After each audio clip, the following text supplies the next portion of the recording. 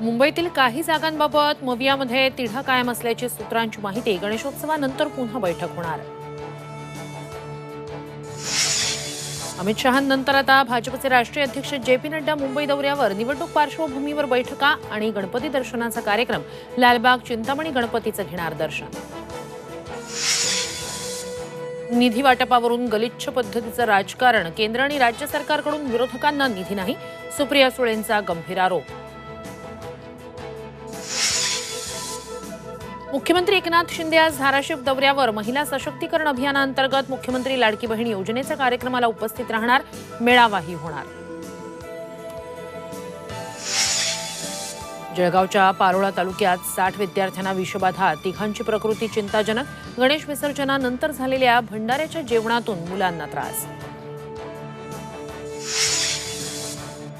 संभाजीनगरमध्ये drunk and ड्राईव्हची घटना। स्कॉर्पिओच्या धडकेत चौघांचा मृत्यू। मृतांमध्ये आजी आईसह 1.5 महिन्याच्या बाळाचाही समावेश।